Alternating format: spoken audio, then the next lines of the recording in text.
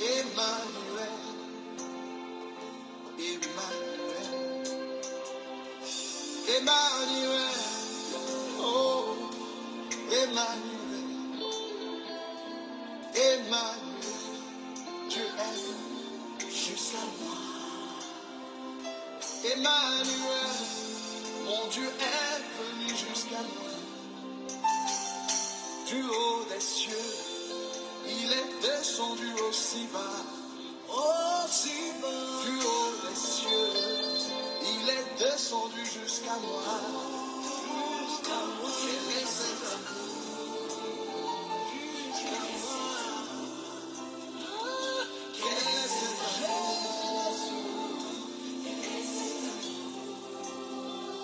Quel est cet amour qui te fit venir aussi haut? Quel est cet amour qui te fit descendre aussi bas? Quel est cet amour qui te fit venir jusqu'à moi? De toi j'entendis que tu es le Verbe divin. De toi j'entendis. Je vous salue dans le nom précieux et glorieux de notre Seigneur Jésus-Christ. Le Seigneur nous soit favorable et le Seigneur nous bénisse. Prions. Je bénis ton Saint-Nom, Père de gloire. Viens pour nous aider à écouter, à comprendre ta volonté. Dans le nom glorieux et merveilleux de notre Seigneur Jésus-Christ, nos cœurs, nos pensées à l'obéissance de ta parole. Au nom de Jésus, nous prions et nous disons Amen. Que le Seigneur nous bénisse abondamment, puisqu'il est Dieu et il nous soutient puisqu'il est là. Dieu est merveilleux. Il est toujours là pour nous. Le Seigneur est toujours là pour nous, afin que nos vies soient une vie de meilleure et une vie de paix. On est toujours là pour partager la parole de notre Seigneur et pour élever son Saint-Nom. On avait commencé notre grand thème sur le Pâques des Juifs, bien la Pâques des Juifs. On avait commencé 5e séance aujourd'hui. On va essayer de continuer un peu par la grâce de Dieu. Là où Dieu nous permettra, on va mettre un point virgule. Et Dieu, on sait comment Dieu travaille pour nos vies et pour nos cœurs. Prenons nos Bibles sans plus tarder. Exode chapitre 12, le verset 7. La Bible dit ceci. On prendra de son sang et on le mettra sur les deux poteaux et sur les lintons de la porte de la maison où on la mangera. Donc aujourd'hui, on va essayer de rajouter encore une portion de la connaissance par rapport entre les deux poteaux et les linteaux de la maison. Et vous les mettrez du sang. Puisqu'on avait dit ici que le sang était significatif. Le sang, c'était une protection pour épargner les peuples hébreux vis-à-vis quand Dieu il va envoyer son ange pour exterminer et ils seront épargnés. On avait dit que selon la prophétie aussi, Dieu a une seule mission. C'est pour cela quand le Seigneur Jésus-Christ est venu, lui aussi, il était venu avec une grande mission. Comme la Bible dit que c'est Jésus, là il n'était pas venu seulement avec l'eau, le sang, mais il était venu avec l'eau, le sang et l'esprit. C'est ce que le Seigneur Jésus-Christ, quand il était venu sur la terre, il est venu avec trois choses. L'esprit, le sang et l'eau. C'est pour cela, on avait dit que quand ils ont mis le sang sur les poteaux et les linteaux, c'était significatif. Juste pour épargner les peuples hébreux.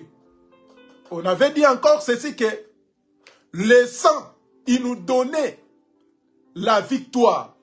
Quand la mort vient, la mort ne peut pas toucher le peuple hébreu, puisque l'essence c'était comme une ville de refuge aussi. Donc tous ces gens qui étaient martelés par des signes du sang, s'étaient épargnés par la mort. Et on avait dit que c'est la même chose qui va se passer aussi au temps de la grâce. Puisque le Seigneur Jésus-Christ, il est aussi d'entrée de mettre des signes sur son peuple. Et ces signes-là, ça ne sera pas en dehors de la maison. Les signes, ça sera mis dans la maison. Donc, si tu n'as pas la maison, on ne peut pas mettre des signes. Si tu es dehors, les signes ne peuvent pas te suivre. Vous voyez? Donc, c'est-à-dire, les sangs qui représentaient un signe, puisque le peuple hébreu, ils ont mis ça sur leur maison. Aujourd'hui, on avait dit que la maison, c'est nous. Et le Seigneur Jésus-Christ, il est aussi là pour mettre des signes. Le Seigneur, il a refusé de donner aux hommes de mettre des signes, comme ce fit à l'ancienne alliance, au temps des peuples hébreux en Égypte. Puisque c'est eux-mêmes, après avoir égorgé, ils ont pris du sang, ils ont mis dans les poteaux et les linteaux. Et le Seigneur Jésus-Christ, il savait, pour sauver l'humanité, il ne pouvait pas donner aux gens de commencer à mettre des signes. Et on avait dit que les signes que le Seigneur, il est en train de nous mettre, c'est son Saint-Esprit. C'est un signe, c'est un sceau. Prenons un passage. Éphésiens chapitre 1. Éphésiens chapitre 1. Le verset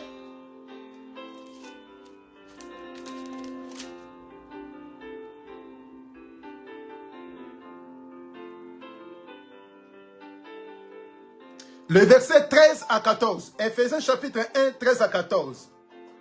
En lui, vous aussi, après avoir entendu la parole de la vérité, l'évangile de votre salut, en lui, vous avez cru et vous avez été scellés du Saint-Esprit qui avait été promis. 14.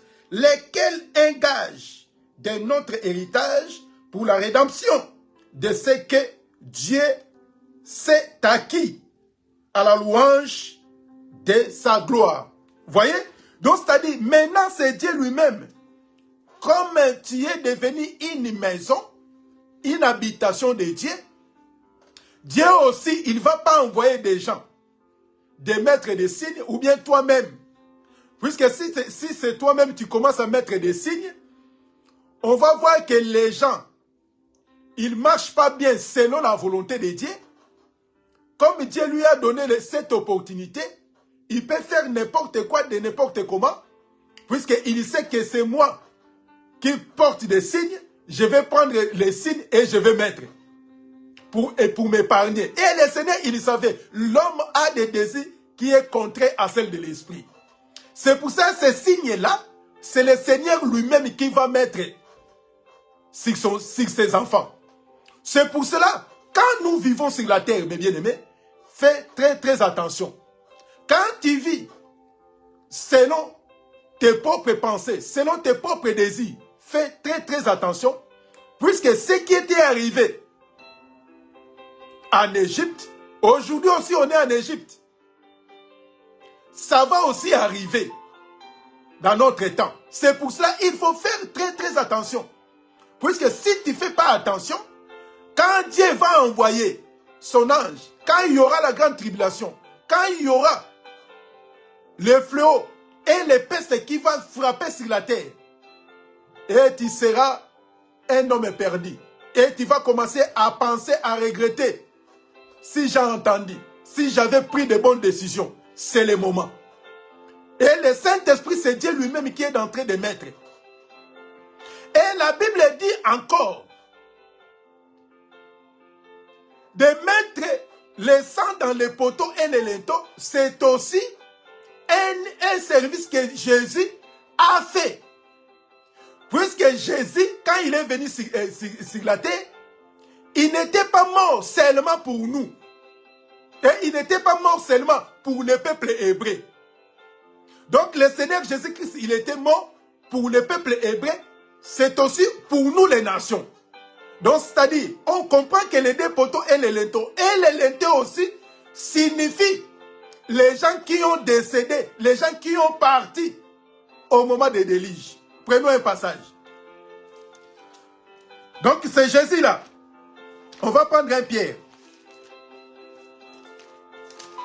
Un Pierre, chapitre 3. Un Pierre, chapitre 3. Le verset 18. On va descendre un peu tout doucement. Jusqu'au verset 20. Christ aussi a souffert. 1 Pierre chapitre 3, le verset 18 à 20. On est en train d'expliquer les deux poteaux et les linteaux. On a compris que les deux poteaux et les linteaux, c'est trois choses. Donc le Seigneur Jésus-Christ, quand il est venu, il est aussi venu avec l'eau, le sang et l'esprit. Mais les trois sont d'accord. C'est l'esprit qui rend témoignage. Mais c'est Jésus aussi, il devait être sacrifié, être pendu au bois, mourir. Non pas seulement pour Israël, et pour nous, les nations, c'est aussi pour les gens qui ont parti au moment des déluges et au moment de Sodome et Gomorrhe. Lisons. Christ aussi a souffert une fois pour les péchés, lui juste pour des injustes, afin de nous amener à Dieu ayant été mis à mort quant à la chair, mais ayant été rendu vivant quant à l'esprit. Le verset 19. Dans lequel aussi il est allé prêcher aux esprits en prison. Le verset 20. Qui autrefois avait été incrédule lorsque la patience de Dieu se prolonge. Au jour de Noé, pendant la construction de l'arche, dans lequel un petit nombre de personnes, c'est-à-dire 8, furent sauvées à travers l'eau. Voyez? Donc, c'est-à-dire, c'est aussi un signe que le Seigneur Jésus-Christ, il devait aussi mourir. Non seulement pour Israël, c'est aussi pour nous les nations et pour les gens qui étaient partis avant nous. Donc, c'est ça le rôle de l'agneau. Cet agneau est le signe là. Le Seigneur Jésus-Christ, il devait faire un travail, un service. N'oubliez pas, puisque le Seigneur Jésus-Christ, il fut aussi un temple, une habitation. C'est pour cela que tous les gens qui rentrent dans le corps de Jésus sont martelés et tachetés. Puisque si tu n'as pas un signe, si tu n'as pas un sceau, quand l'exterminateur il va venir, quand il va passer, tu seras éliminé. Je suis venu, mes bien-aimés, pour ajouter quelques passages, pour nous encore donner la fortification, pour nous encourager. Quand nous vivons sur la terre, ne regardez pas les gens. Ne regardez pas tel prophète ou tel serviteur. S'il a commis des erreurs, s'il fait des choses qui n'est pas bon devant Dieu, il ne faut pas les regarder. Puisque chacun de nous, il va rendre ses comptes, non devant un pasteur, non devant un serviteur, mais devant Dieu lui-même.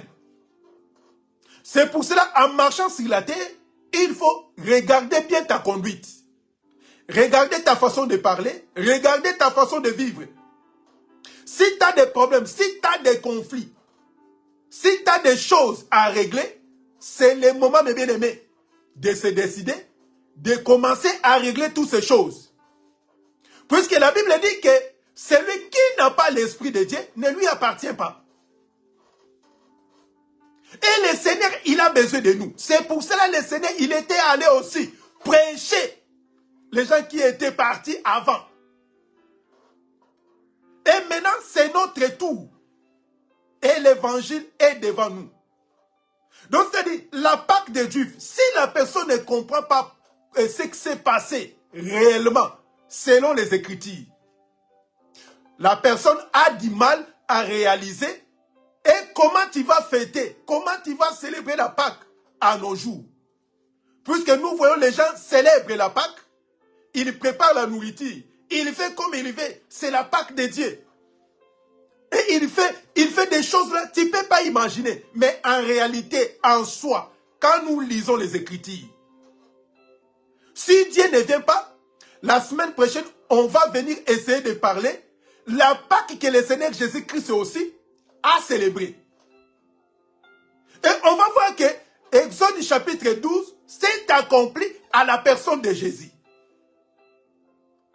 Et on va remarquer que Jésus aussi, il a célébré la Pâque. Mais dans quelles conditions que Jésus a célébré la Pâque? C'était la nuit. Et puisque la Pâque que le peuple hébreu célébrait, c'est fait la nuit.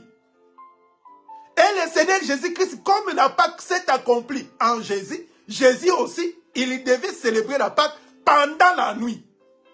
Pas pendant les jours. Mais quand les gens célèbrent la Pâque, quand les gens ils commencent à faire des trucs pour la Pâque, mais bien aimé, nous posons toujours des questions.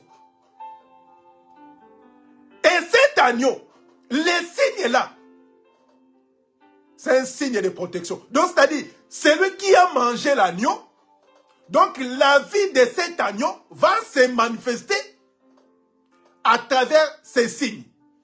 Donc celui qui a accepté la parole, celui qui a crié à notre Seigneur Jésus-Christ, donc c'est-à-dire la vie, puisque selon la loi, la vie est dans le sang. Donc c'est-à-dire, comme la vie est dans le sang, donc la vie de cet agneau va se manifester dans la vie de l'homme. Si réellement que la personne a mangé l'agneau, on va voir des bonnes conduites, on va voir des comportements pires et dignes.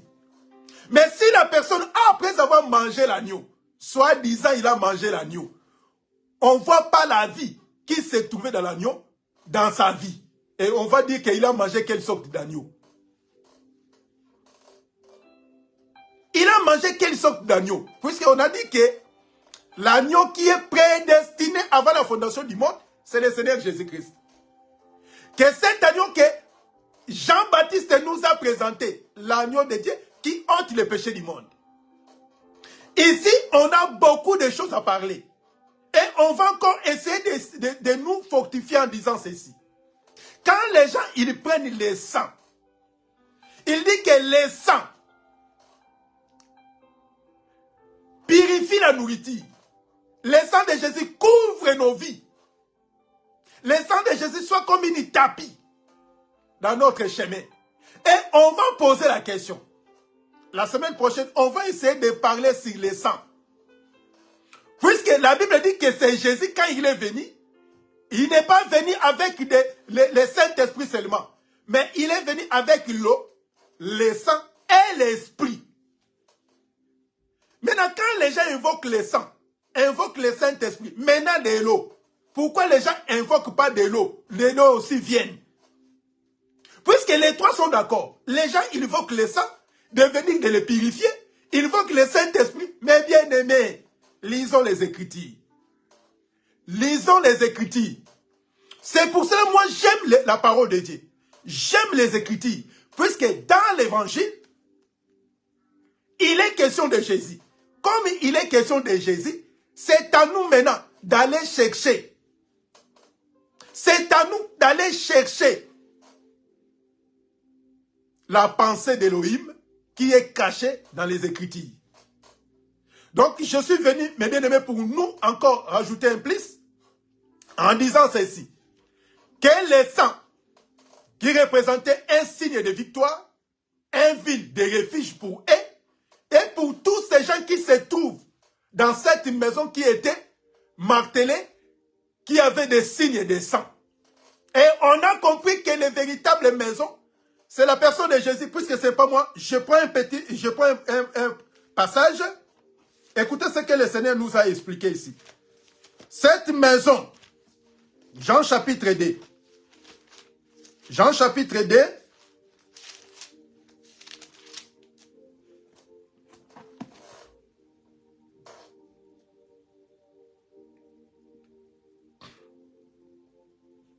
Jean chapitre 2.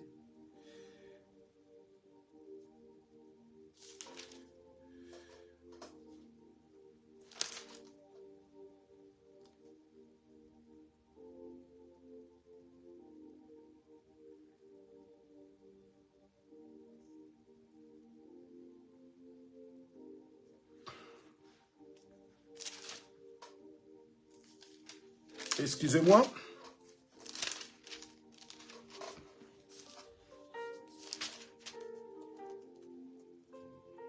Jean chapitre 2.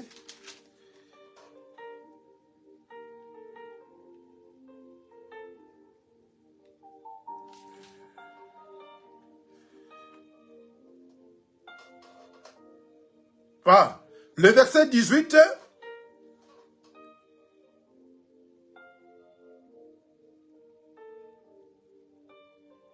Le verset 18, on commence Jean chapitre 2, le verset 18. On descend jusqu'au verset 20, 21 plutôt. Jésus, les Juifs prennent la parole, lui dire, quel miracle nous montre-t-il pour agir de la sorte? Jésus leur répondit, détruisez ce temple, et en 3 jours, je le relèverai. Et les Juifs dirent, il a fallu 46 ans pour bâtir ce temple, et toi, en 3 jours, tu le relèveras. Mais il parlait du temple de son corps. Voyez? Donc, c'est-à-dire, Jésus-Christ est devenu une véritable maison. Donc, c'est-à-dire, tous ces gens qui vont rentrer dans cette maison, même s'il y a la peste, même s'il y a des maladies, s'il y a des problèmes qui vont venir, donc c'est ta maison qui va supporter tous ces douleurs. Mais les gens qui se trouvent à l'intérieur, il sera épargné. Voyez? Et la maison, c'est nous. Mais les véritables maisons qui nous, on est tous entrés, c'est la personne de Jésus. Puisque 1 Pierre dit que pour former une maison spirituelle, étant Jésus lui-même la pierre angulaire. Donc, c'est-à-dire, c'est en Jésus, mes bien-aimés. Donc, c'est en Jésus qui se trouve le véritable signe, une véritable protection. Quand la personne rentre à l'intérieur de cette maison, il ne sera pas détruit. Il y sera épargné. Mais si tu cours pour aller se réfugier sur un pasteur, sur un serviteur, puisque chacun, il va rendre ses comptes. Mais si ce pasteur, il se conduit mal devant Dieu, il va te protéger comment? Même si tu mets tes confiances à un homme, il peut partir. Vous savez, dans la vie de tous les jours, nos parents, ils disaient à chaque fois, comme nous, on est vivants, personne qui va vous toucher. Vous voyez? Mais quand tu regardes bien, ton père est parti, ta mère est partie, et vous restez seul. Maintenant, qui va vous protéger? Puisque il disait que grâce à eux, personne va venir vous toucher. Mais eux, ils sont déjà partis. Vous êtes toujours en vie, pourquoi? Ah, on a compris que quand tu es en Jésus, tu es sous-protégé. Même les démons, même les sorciers, ils font des réunions. Tu seras toujours protégé, tu seras toujours gardé. Puisque c'est en Jésus, on est protégé. C'est en Jésus, on est épargné. Vous voyez, il y a beaucoup. Les démons, ils sont en train de faire des réunions pour eux. Beaucoup de gens sont traumatisés, mais ils ne savent pas. Mais s'il n'y a pas de signes, comment tu vas être protégé? Comment tu seras épargné? Bien-aimé, sache-le bien. Dans la doctrine, Dieu aussi, il est en train de nous protéger, de nous garder. Tous ces gens qui ont des signes, qui est le Saint-Esprit. Et ce n'est pas donné à tout le monde, à ses enfants. Si tu n'appartiens pas au Seigneur, tu n'as pas un signe. C'est pour ça qu'il ne faut pas être étonné quand vous voyez des serviteurs, quand vous voyez des gens. Un serviteur, mais il a des conflits partout, il a des problèmes. Un voleur, un serviteur voleur, mendiant, cupide. Un serviteur, un sorcier. Et vous croyez que si Dieu a donné cette opportunité à ces charlatans serviteurs, ils vont te donner le Saint-Esprit? C'est pour cela qu'on est tous protégés par la grâce de Jésus-Christ. Donc, je suis venu juste pour nous dire que le mettre du sang dans les poteaux et les linteaux, c'était un signe de refuge et de protection. Et c'est aussi que le Seigneur Jésus-Christ a réservé à ses enfants. Quand la frappe, quand la souffrance va se battre sur la terre. Et ses enfants, ils seront épargnés. Puisque c'est eux qui se trouvent des signes. Si tu veux voir des signes, c'est à l'église, à la femme de Jésus. Le signe là, ça se trouve à l'épouse de Jésus. Et si tu n'as pas un signe, bien aimé, tu es perdu. Regarde ta vie. Puisque le signe là, Dieu ne va pas mettre ça en 2 fois. C'est le Saint-Esprit. Quand tu as déjà reçu le Saint-Esprit, puisque le Saint-Esprit quand vient, donc c'est-à-dire la vie du Saint-Esprit qui se trouve dans la parole va se manifester dans ta vie. C'est pour ça, si quelqu'un est né de nouveau, si quelqu'un est converti, abandonné les péchés, vous allez sentir sa façon de parler, sa façon de vivre, sa façon de se comporter est différente à celle de ceux qui vivent dans le monde. Mais quand vous voyez des gens, des hommes, soi-disant remplis de l'esprit, baptisés de l'esprit, quand vous voyez un homme, il vit en dehors de la volonté de Dieu, il vit en dehors de la croix de Jésus, c'est un danger. La grâce, paix et miséricorde de Dieu soient avec nous. On va venir la semaine prochaine encore pour essayer de parler sur les sangs. Puisque les gens, ils commencent à jouer avec les sangs. Ils veulent manger quelque chose. Le sang de Jésus vient couvrir la nourriture. Mais les gens, ils ne lisent pas la parole. Si Dieu ne vient pas, on va venir essayer de toucher. Et on va essayer encore de parler la Pâque que Jésus a célébrée quand il était sur la terre. Que le Seigneur soit avec nous.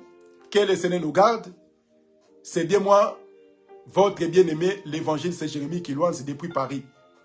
Et la paix et la miséricorde de Dieu nous soient favorables. Prions. Je bénis ton Saint-Nom, Père de gloire. Que cette bonne parole prenne place. Et nous croyons que la vie de la parole est dans notre cœur et nous marchons selon ta volonté. Au nom de Jésus, nos bien-aimés qui traversent les temps difficiles, tu les connais. Et tu es maître. Et c'est toi qui donnes des solutions. Donne la solution. Console les cœurs. Et donne la paix, puisque tu es le prince de la paix. Dans le nom de Jésus, nous prions et nous disons Amen. Que le Seigneur nous bénisse. Que le Seigneur soit avec nous, mes bien-aimés. On va encore revenir et essayer de temps en temps d'inviter, de faire rentrer nos bien-aimés en live et de partager ensemble. Ça sera pour la gloire de Dieu. Ce qu'on est en train de faire, c'est évangéliser, faire passer la parole pour que les gens qui sont éloignés, qui vivent loin du Seigneur, viennent auprès du Seigneur et le Seigneur nous bénira. De bonnes choses soient avec nous. À très bientôt. Au revoir.